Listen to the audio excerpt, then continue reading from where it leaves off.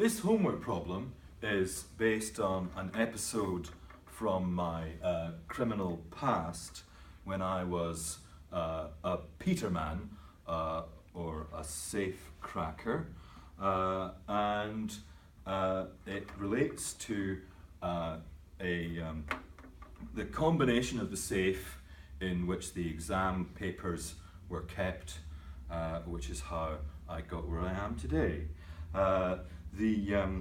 So the safe is controlled by 4 switches labelled S, T, U and V, and each of these switches controls a signal, S, T, U and V.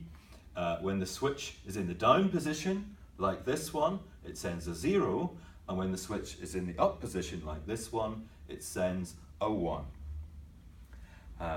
We're told to use 4-bit 2's complement notation to interpret these 4 bits of a signal, and we're asked which decimal number is indicated by the above setting. So what do we have in 4-bit 2's complement? Well, the places of the number have, as ever, doubling values. So rightmost we have the 1s, next the 2s, then the 4s, then the 8s. But what makes it 2's complement, signed representation, is that the leftmost place value is negated. For part A then, we can see that we have no -8s, 1 4, no 2s, and 1 1. That's to say we have 4 plus 1, which makes 5. For part B of the question, we're told that to open the safe, we have to construct a circuit which actually delivers, checks that we're in the correct release configuration. So we have to deliver a release signal which is 1 only when S, T, U and V are in the correct configuration. And my informant, who is known in the criminal trade as the bellman, has analysed the circuitry and told us that the correct combination is -6. So we need to build a circuit which detects -6. Well, first of all, we're going to need to figure out what bit pattern is -6. Well, here, in order to make -6, we're certainly going to have to use the -8 to make a negative number at all, and then to get to -6, we're going to have to add the 2.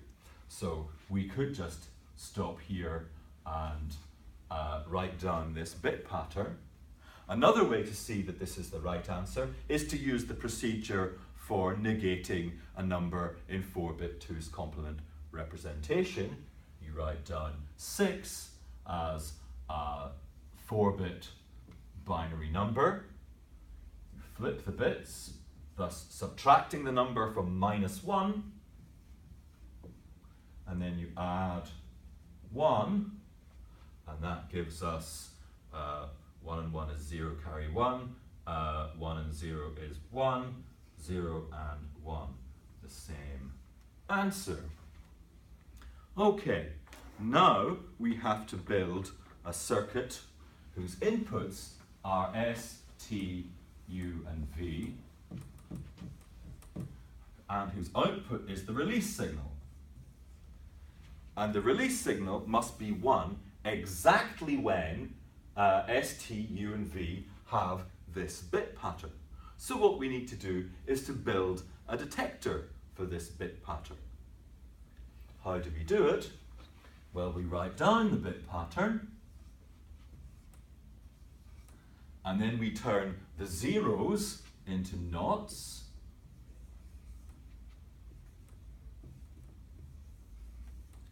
and wire them up, and then we check. So these will check that each bit is the way we want. and then we can check that they're all the way we want by building by connecting them up with AND gates. Of course, we're asked to build this circuitry from NAND gates, so we had better build these two components, NOT and AND, from NAND. So let's remember how to do that. We make NOT by feeding the same signal to both inputs of a NAND gate. So when 0 comes in here, then we have negated 0 and 0. So that's negated 1. So negated 0, which is 1. And when we have a 1 coming in here, then we would have AND of two 1s. Negated gives us 0. So this behaves like NOT. To make AND, on the other hand, we take a negated AND and we negate it back with NOT. So we've built the release circuit from NAND gates as a detector for the bit pattern using NOT and AND. Moving on to part C of the problem, the bellman has also found the circuit diagram for the alarm circuit. And it's built, again, connecting S, T, U, and V, the controls for the safe, only this time to the alarm.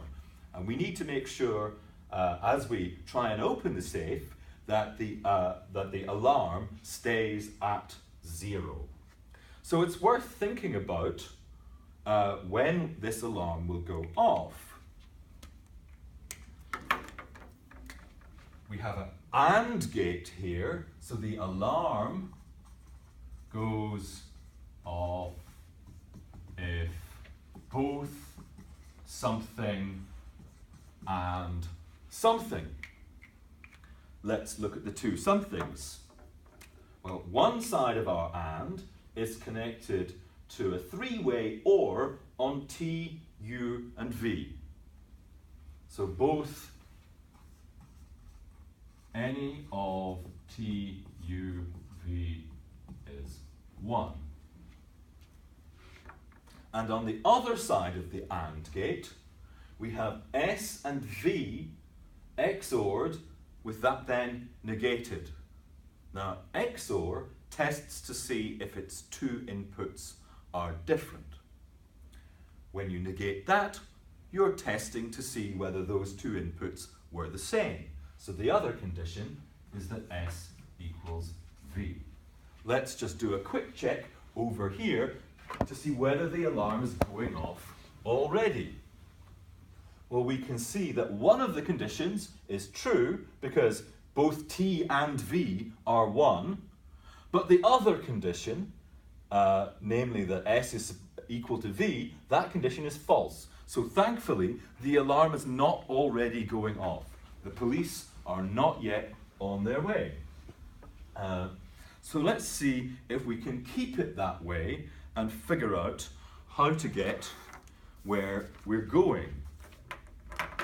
Our current configuration is 5 or 0, 1, 0, 1. So I'll just draw that in a blob, and then I'll draw spokes from the blob to figure out which ways we can go. So what would happen if we changed the S signal? Well, then we would make S equal to V and fulfill the other condition. Both conditions of the alarm would then apply. So if we change S to 1 here, the alarm goes off.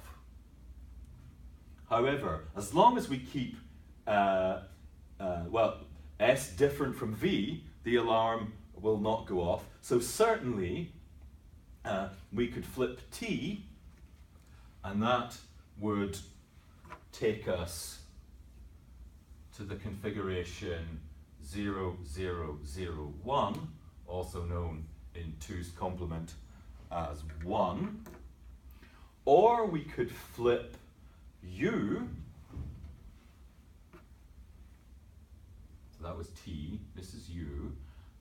Flip U and get 0, 1, 1, 1, and that's also known as 7. And at the moment we don't really know which is a good move, but it doesn't matter as long as we map out the possibilities. Okay, let's see where we can go from this one. Well, if we flip U back, we get to where we came from, so that's no good. If we flip S, we set the alarm off, because we've got some 1s here and we would be making S equal to V. Okay, so what else can we do? We can flip T, and that will get us to 0, 0, 1, 1, also known as 3. So that was the flipping T. We said flipping U would take us back. Flipping V would again set the alarm off. So this is our only new possibility. Now what happens here from this position? Well, if we flip S, we set the alarm off. If we flip V, we set the alarm off. If we flip T, we go back where we came from. If we flip U, we end up at 1. So even though going this way was a bit of a wrong turning, it didn't matter because we end up forced to this position anyway. So now let's think what we can do from here. Well, if we flip S, we still have a 1 here, so that will make S equal to V, and V will be 1, so the alarm will go off. We had better not flip S. T and U would both be backward steps, so we had better flip V. And that will take us to 0, 0, 0, 0, also known as 0. So now what happens? You'll notice that S is equal to V, but the alarm did not go off because at the very same moment we made the S equals V condition true, we made the any of T, U and V being 1 condition false. So at this moment we've switched to the other condition being critical, but we've got away with it. So now what happens? Well, if we flip either T or U, we are setting the alarm off. If we flip V, we go back where we came from. So our only choice, and it's a good choice, is to flip S. And that takes us to 1, 0, 0, 0, also known as -8. That was flipping S. And we can just check, S is different from V, no alarm. And that's great, because we're now 1 step from home. We're trying to get to 1, 0, 1, 0, also known as -6. And we can get that by flipping V.